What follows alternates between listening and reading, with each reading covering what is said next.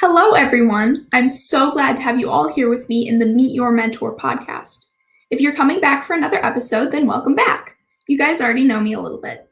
For those of you who are listening for the first time and don't know much about me, my name is Elise, and I will be your host for today. Currently, I am a sophomore in high school, and I'm obviously here interning at the Mentor Project, which gives me the chance to talk to so many incredible people. As for this podcast, each week I will be interviewing one of our world-renowned mentors and asking about their job, maybe the biggest challenge they faced, what it means to be a mentor, and so much more. Quick shout out to our listeners and our sponsors for making this podcast possible. Now, I think all of you will love what we have in store for you today. Today's mentor is Jane Curth herself.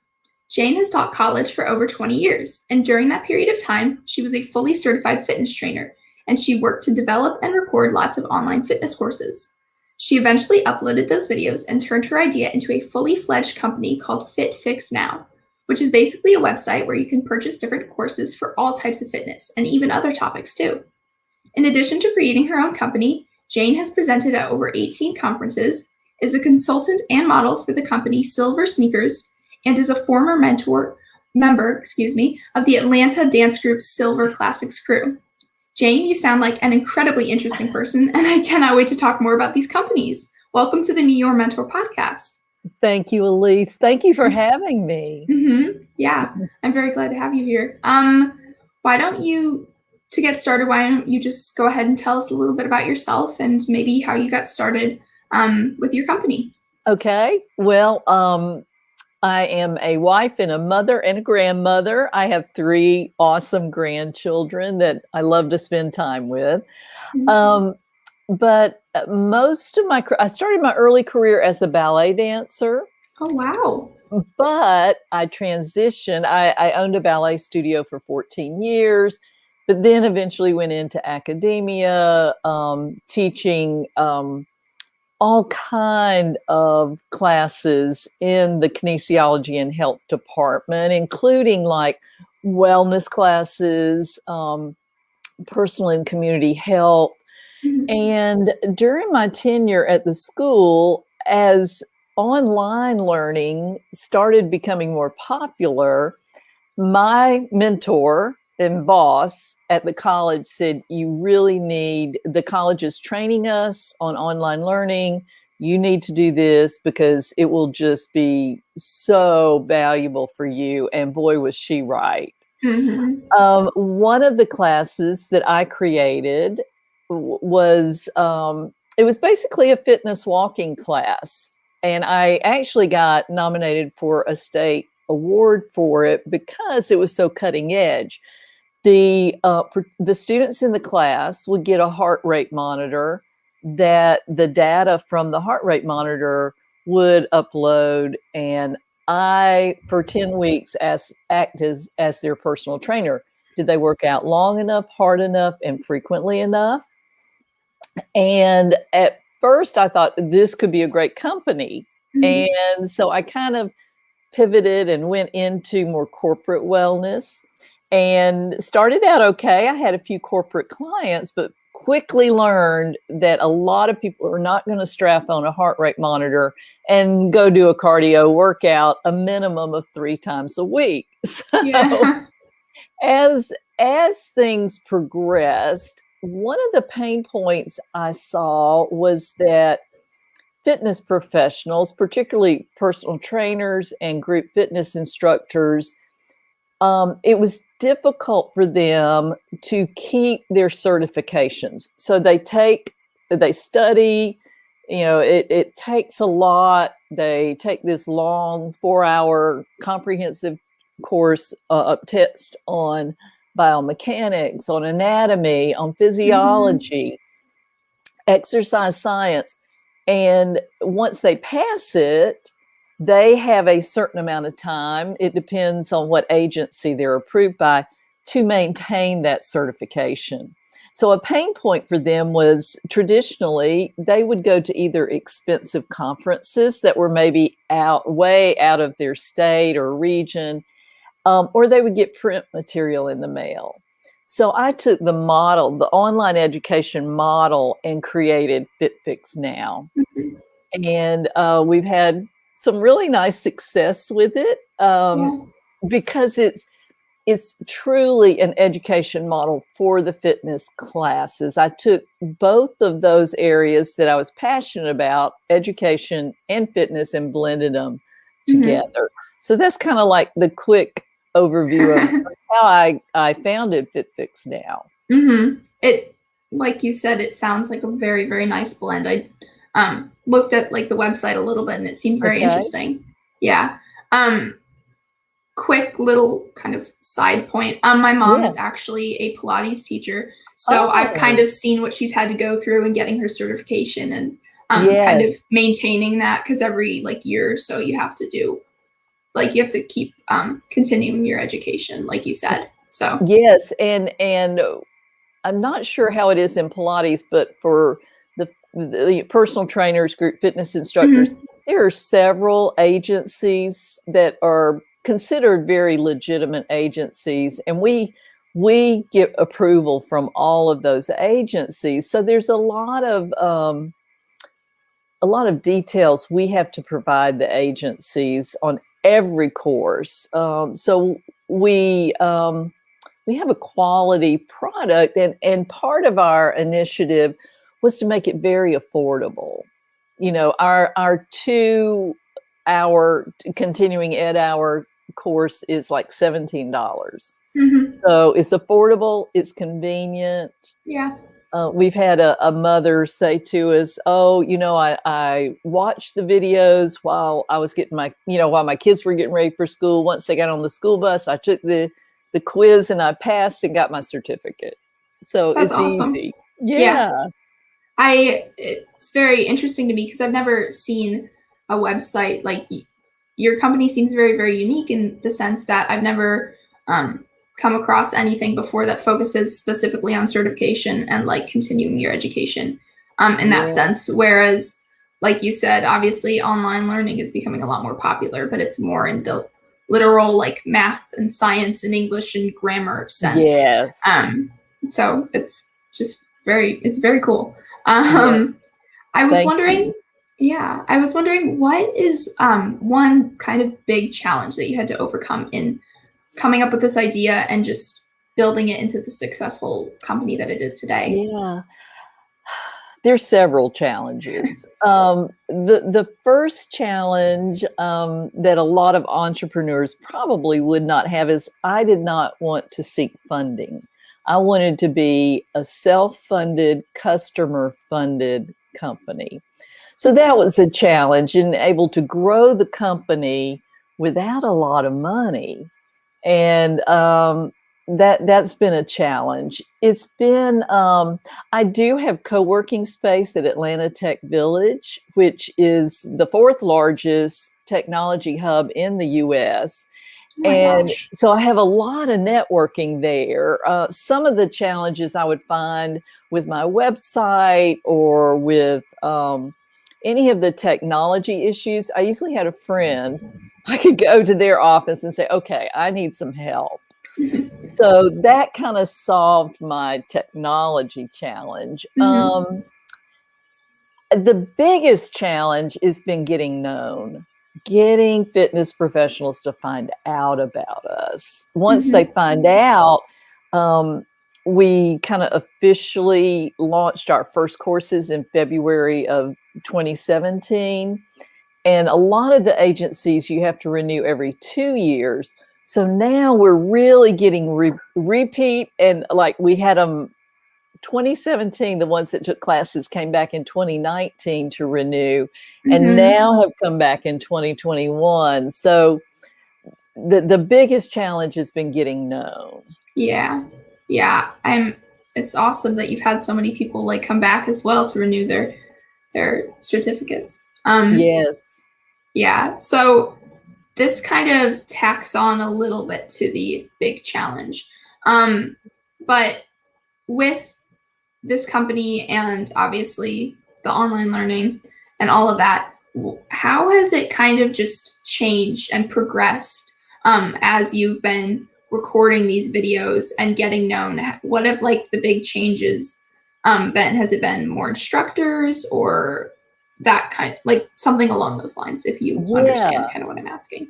I do, and I hope this will answer it, and if not, feel free to go into a little more detail. Okay. When I first started, I felt like I had to do every class myself. Hmm. I had to make sure it was researched, that it was comprehensive on the subject matter. I did all the video recordings. I would write all the quizzes. We have a quiz at the end of every, and we have we're on a learning management system that makes this really wonderful as far as uploading course content, quizzes, that type of thing. But as I got spread more thin, and I'm retired from the college, so this is my Hmm. full-time job right now. Um, I found I needed to partner more with other professionals, but I really wanted to seek a high level professional in their area. For example, nutrition courses for a personal trainer are outside of their scope of practice. So our nutrition courses, we've partnered with a registered dietitian.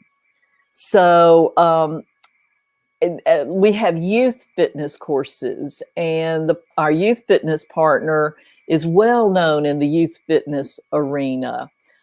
So we've tried to provide quicker, more content by partnering with professionals. Does that answer your question? Yeah, it does a little bit. Okay. Um, yeah, you kind of made it sound like you were very much a one-woman show at the beginning, and Yes.